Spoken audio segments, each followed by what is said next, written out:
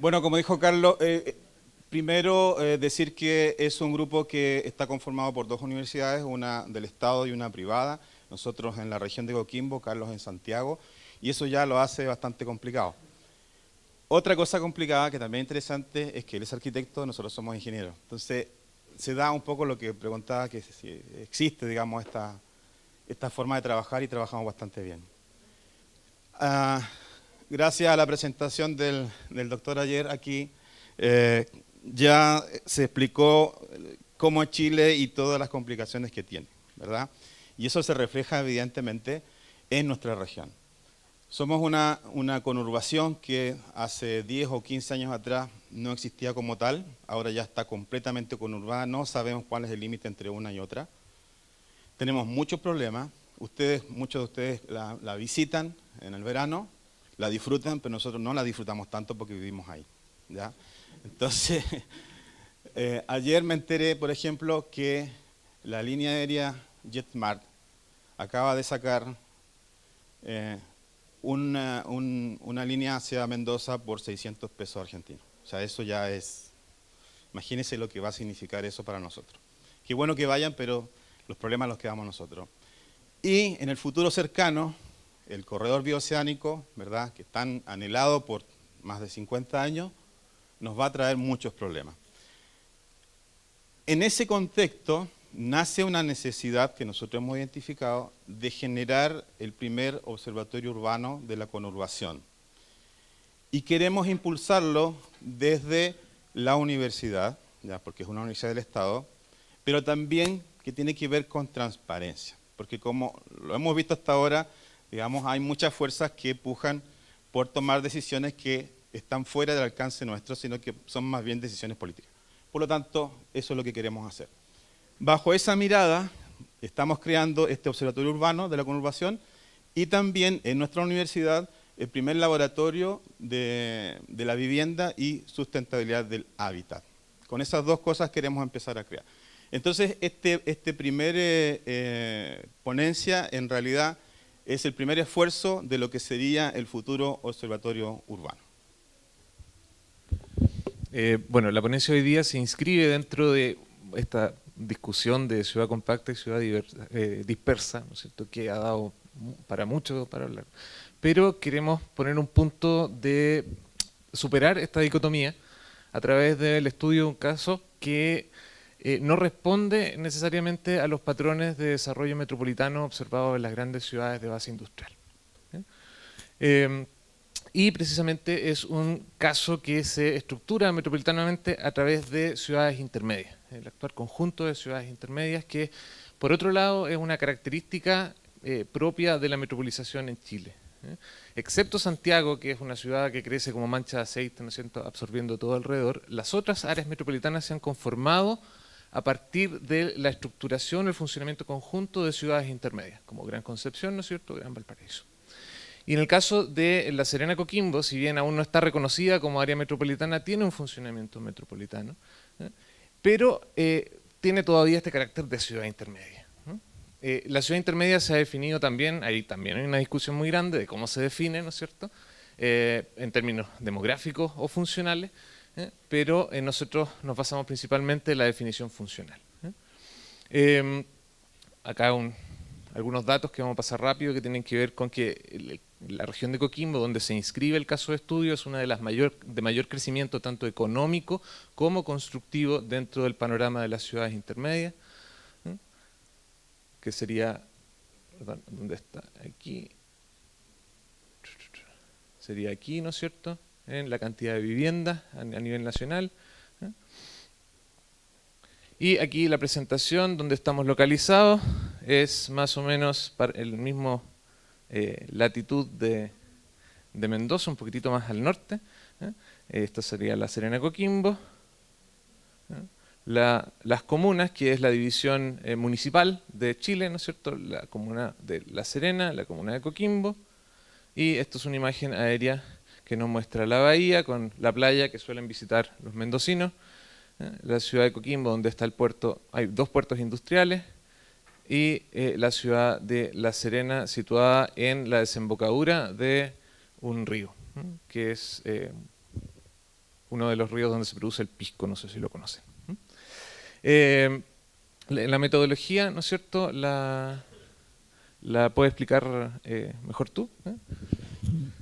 Bien, la metodología que tomamos fue empezar a recolectar datos secundarios que estaban dispersos. Entonces trabajamos con datos de licencias de edificación, trabajamos con datos de aprobaciones de edificación, o sea, ya certificados finales. Trabajamos con fotografías aéreas de distintos periodos que tiene la conurbación. Y todo eso lo metimos dentro de un SIC en un primer ejercicio de armar un observatorio de la ciudad. Tenemos datos de precios también y hemos estado trabajando sobre ellos, pero no vamos a presentarlos en esta presentación porque tenemos unos problemas estadísticos con el screening que tiramos que puede ser un poco odioso, digamos. O sea, no nos vamos a poner el dato que no corresponde. Sí, claro. 2019 vamos a ver los precios. Lo que sí ya concluimos es que la segregación socioresidencial tiene una relación directa con el precio del suelo y eso tiene que ver directamente con la forma en la cual el Estado ha liberalizado todas las leyes de crecimiento urbano. O sea, aquí hay un tema que es re importante a la luz de lo que están. Entonces, en ese contexto vamos a partir con algunos de los análisis. Alejandro les va a mostrar cómo ha crecido la mancha urbana, haciendo énfasis en un año particular que es 1952.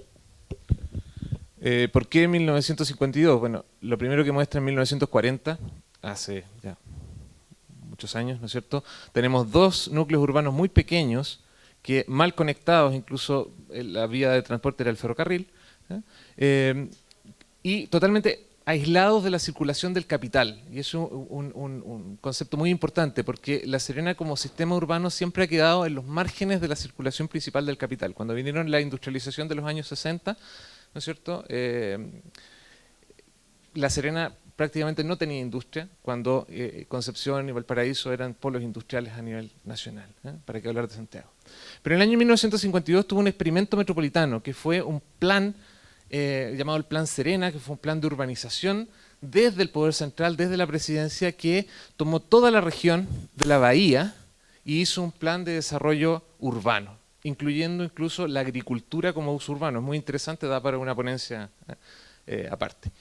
Pero a partir de esta acción, que después quedó en nada porque los gobiernos sucesivos no la continuaron, se produce un fenómeno de crecimiento a partir de la fragmentación.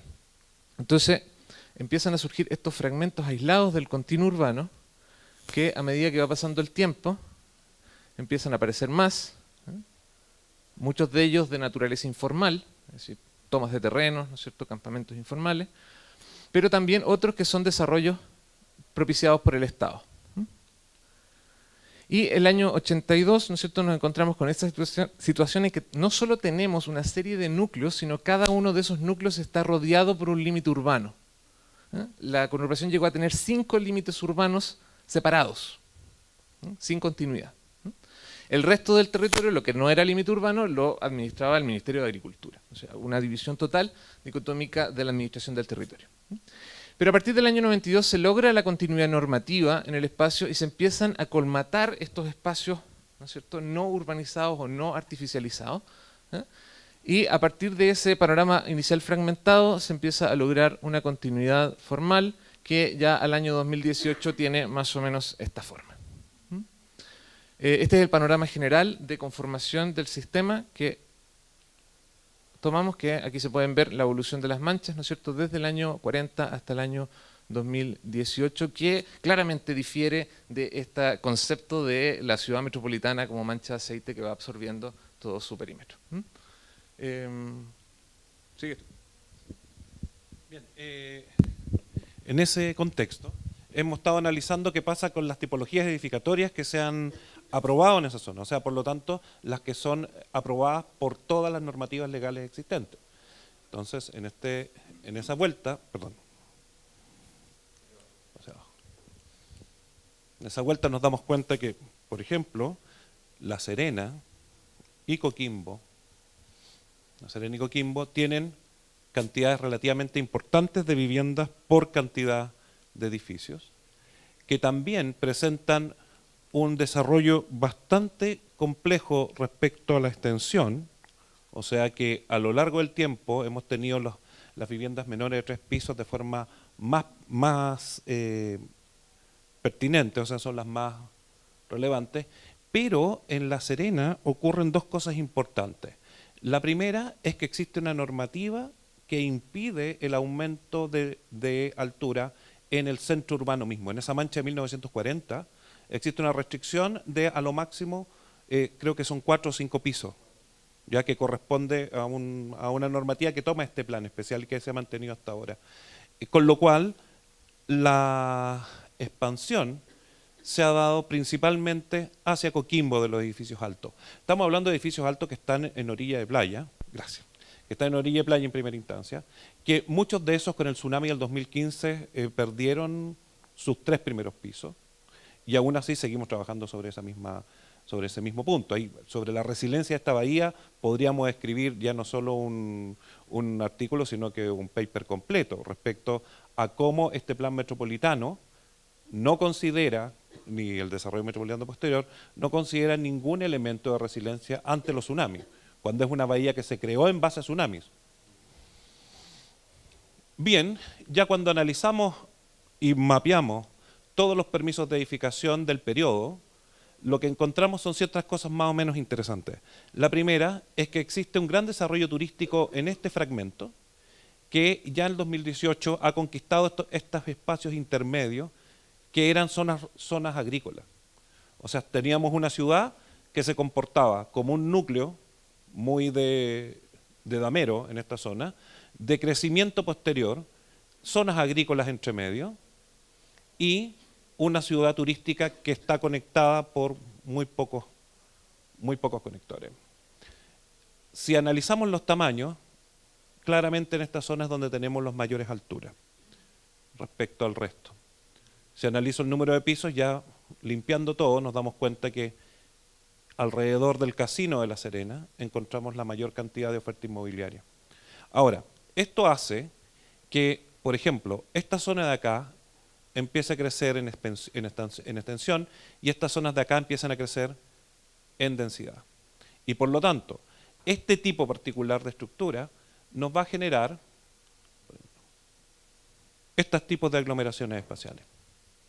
O sea, algunas unidades donde crecemos muy en expansión y otras donde vamos creciendo por altura. Esto es un indicador de aglomeración espacial que se demuestra nuevamente con estos gráficos en más sencillo. Ahora, si nos damos cuenta y picamos más sobre el modelo y hacemos un análisis de componentes principales, o sea, obtenemos una medida sintética del crecimiento respecto al crecimiento horizontal versus el crecimiento vertical, nuestro mapa se divide en dos grandes zonas. Una zona donde tenemos edificaciones de baja altura que van creciendo y otras zonas donde se concentran sistemáticamente las alturas. Esto es interesante para lo que viene después, para lo que les comentábamos que no hemos desarrollado. Y es que en estas zonas tenemos mayor cantidad de aumentos de precios de suelo de manera sistemática a efecto del Estado, sin ninguna herramienta que controle plusvalía. Lo vemos más en gráfico, el mismo análisis que teníamos anteriormente, el crecimiento en extensión versus el crecimiento en densidad, si se dan cuenta nuevamente en la orilla de playa y algunas de estas zonas vuelven interesantes. Sin embargo, acá hay algo que la ciudad solamente se está acolmatando en la zona central y empezaron a construir edificios de 4 pisos en esta zona que se llama Pinamar, ya que es una zona que tiene muchas características de segunda vivienda de los mineros del norte, que también es interesante. La Serena es una ciudad que tiene muchos servicios, tiene la Universidad de La Serena, que es una de las mejores universidades de la zona norte de Chile, y a su vez lo que hace es que la gente que vive en el norte se va a pasar la jubilación a esta ciudad. Es una ciudad de jubilados, como decía un amigo. Ya, pero sin ser pensada para jubilados, cosa que es un poco compleja.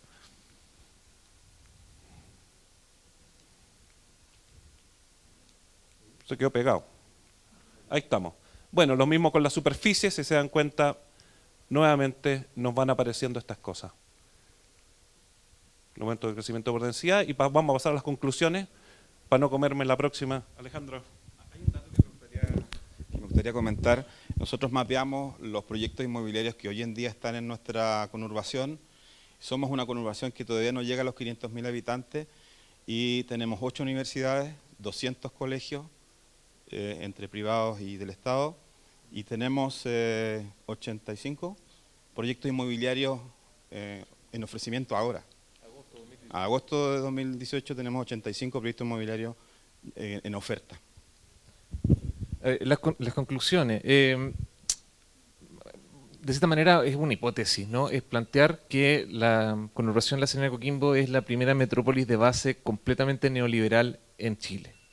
Es decir, no tiene base industrial, sino solamente a partir de la actividad terciaria. Segundo, que es notable el proceso de metropolización a partir de los fragmentos y no a partir del crecimiento por extensión. Tercero, derivado de eso, es que el fenómeno lo hemos llamado como el crecimiento puzzle. Cuando uno arma un puzzle, arma primero el contorno y luego va llenando los espacios que faltan. Y eso es lo que está pasando en la conurbación. Entonces tenemos todavía cultivos agrícolas en el medio de la ciudad al lado de desarrollos inmobiliarios. Es una situación bien híbrida muy interesante. Y cuarto es la necesidad de poner el foco en estos sistemas urbanos intermedios tradicionalmente excluidos de los análisis urbanos y de las políticas públicas, porque normalmente se aplican políticas a las ciudades intermedias que están basadas en las experiencias de las ciudades metropolitanas, bajo el supuesto de que las ciudades intermedias van a seguir el mismo camino que las grandes ciudades. Entonces, con el afán de no repetir los mismos errores que se cometieron en las grandes ciudades, se aplican políticas en las ciudades intermedias sin conocer la realidad local. Entonces, de ahí que nuestro objetivo es fundar este observatorio que dé una base de información y de respuesta, ¿no es cierto?, a las políticas públicas. Muchas gracias. Y lo otro, bastante interesante, nosotros como universidad pertenecemos a la Cámara Chilena de la Construcción hace 17 años, es decir, el grupo de constructores de Chile más grande como organización, y ahora desde esa organización que es 100% privada, ya estos temas son relevantes, es decir, ellos se dan cuenta que ya no pueden seguir depredando, digamos, el espacio, ¿verdad?, sin regulación, sino que van a tener que regularse ellos mismos de alguna manera para tener sustentabilidad en el futuro también inmobiliario. Así que eso es como una buena noticia, tenemos apoyo de ellos también, ¿ya?, pero obviamente es mercado, ¿ya?, y eso se regula casi por el mercado.